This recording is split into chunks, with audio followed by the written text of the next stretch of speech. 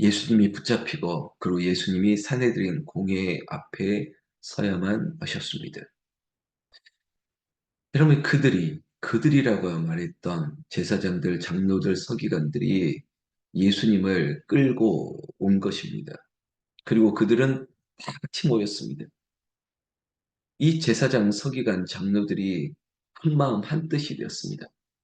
좋은 일로 한마음 한뜻이 된 게 아니라 나쁜 일, 악한 일, 불의한 일을 위해서 모였다는 것입니다. 여러분, 좋은 일을 위해서는 잘 안 모이는 사람들이 그렇게 연합할 수 있는 사람들이 아닌 속성을 가진 사람들이 예수를 잡아 끌어오고 죽이려고 하는 일에는 잘 모인다는 것입니다.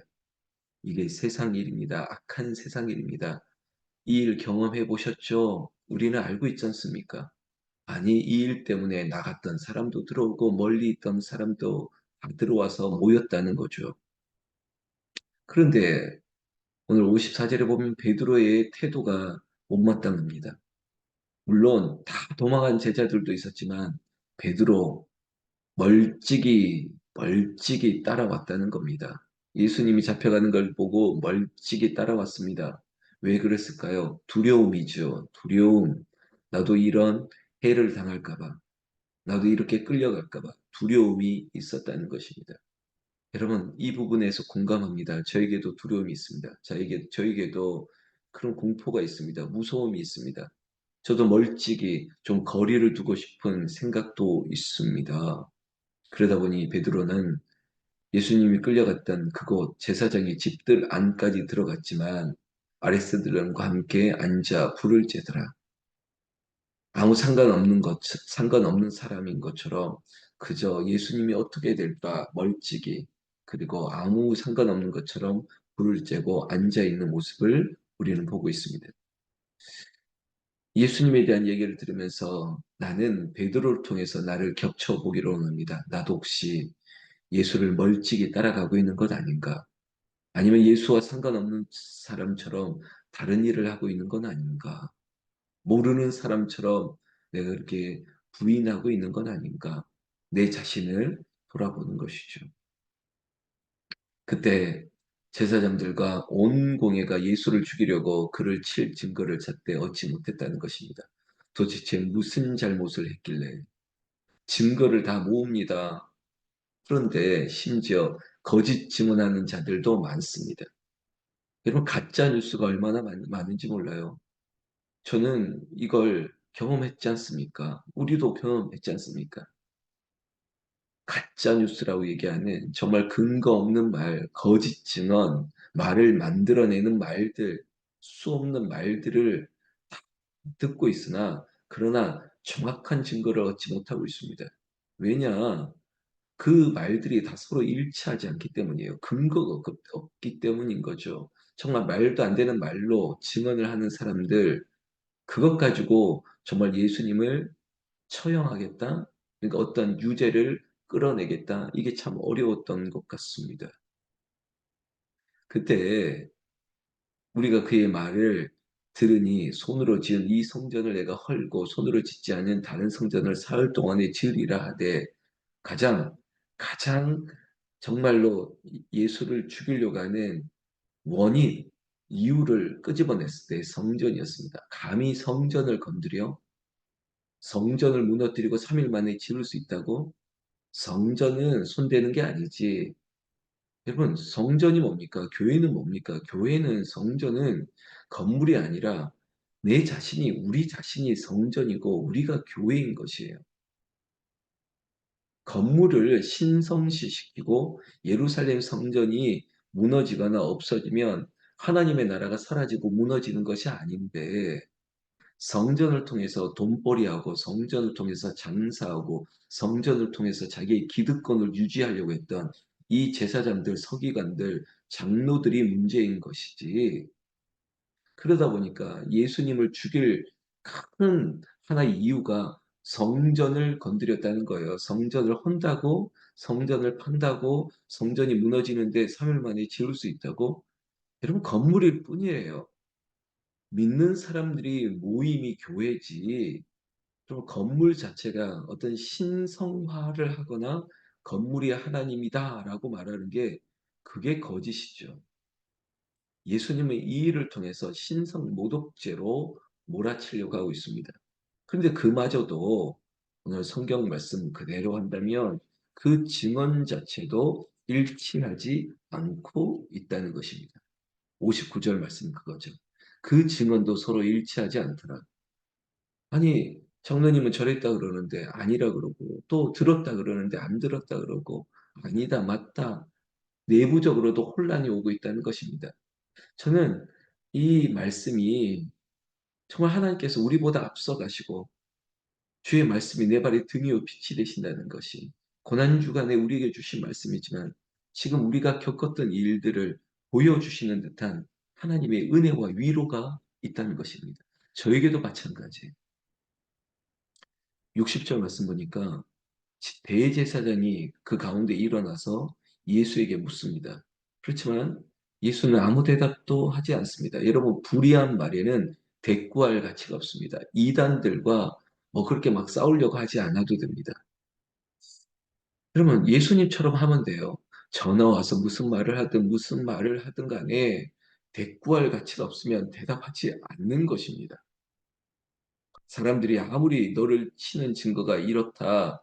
그리고 우리를 선동하고 그리고 저에게도 전화해서 이랬지 않느냐 저랬지 않느냐 마치 몰아간다고 해도 없는 말을 있는 말 같이 꾸민다 할지라도 대꾸할 가치가 없으면 침묵하는 것입니다.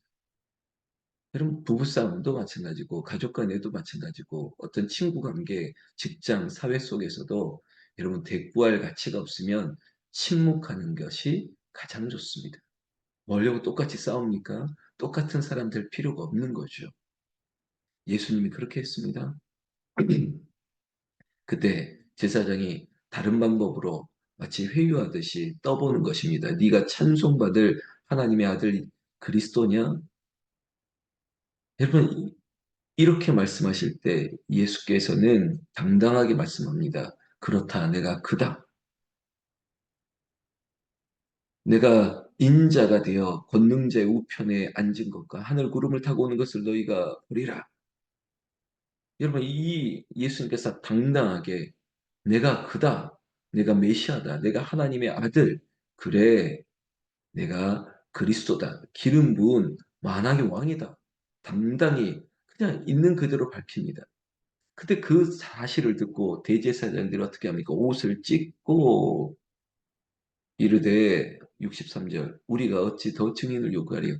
더 이상 더 이상 신문할 필요도 없고 재판할 필요도 없다. 신성모독이다. 저 사람 스스로가 하나님의 아들이라고 말하는데 더 물을 게 무엇이냐? 여러분, 이미 답은 정해져 있습니다. 이미 답은 정해져 놓고 하는 재판장이라는 거예요. 여러분, 이 재판은 그들이 한밤중에 모였습니다. 재판은 밤에 모이는 게 아니에요. 정식적인 회의도 없습니다. 그냥 자기들끼리 모였습니다. 절차나 일관성도 없습니다. 그냥 불의한 일을 가지고 거짓과 탐욕, 그들의 욕심, 돈, 기득권만을 유지하기 위해서 예수님을 몰아붙이는 거예요. 답을 정해놓고 거짓과 불의가 진리를 가려지는 일들을 하고 있다는 것입니다. 이게 어디라고요? 바로 사내들인 공회라고 하는 이 불의한 종교 재판을 그들이 만들어 버렸다는 것이죠.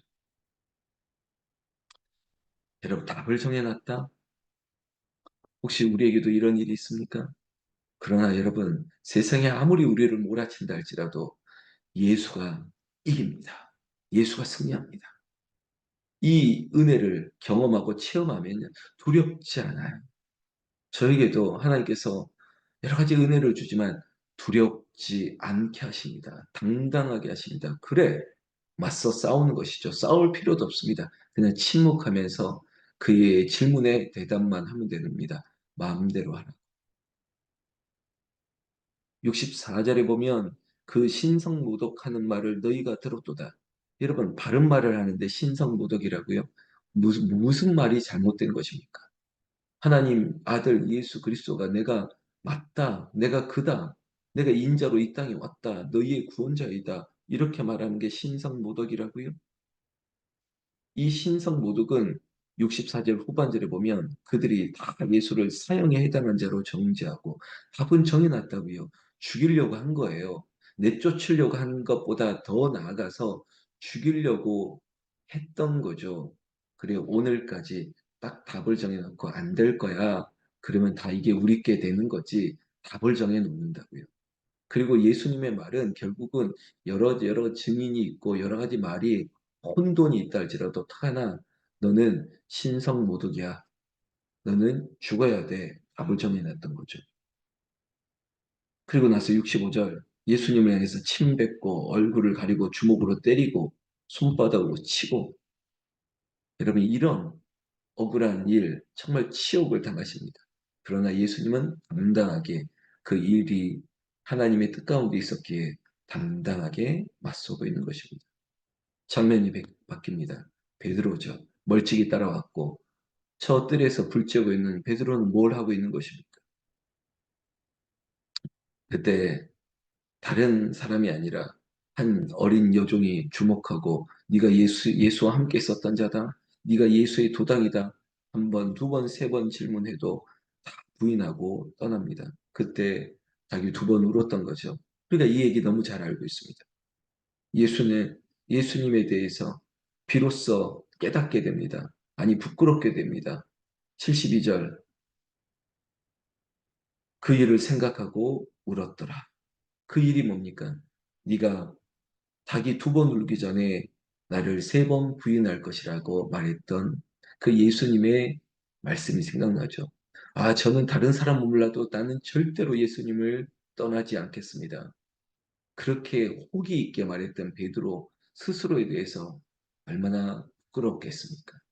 그러나 이 부끄러움을 하나님께서 부끄럽게 하려고 하는 것이 아니라 더, 더 믿음의 사람으로 반석 위에 서는 베드로로 만들기 위한 과정이었습니다.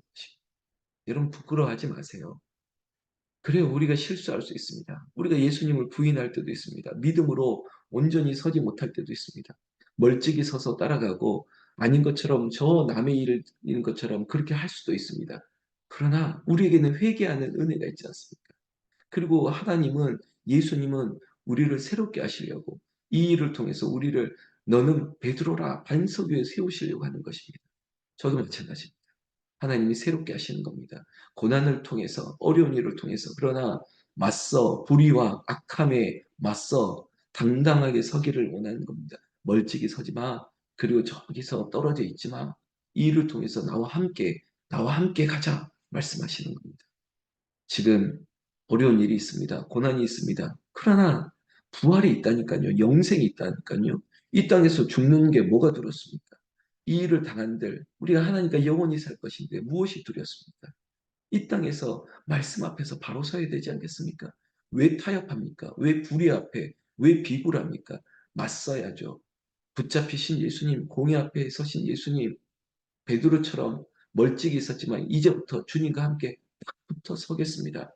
어머님 일도, 오빠 일도, 남편 일도, 내 가족 일도, 내 자신의 일도, 내 손주, 누구의 일도 오직 예수와 함께 이 일을 승리케 하시는 십자가 중심으로 오늘도 하루를 살아 승리하는 저와 여러분들 되시기를 나는 우리 주 예수님의 이름으로 축원합니다.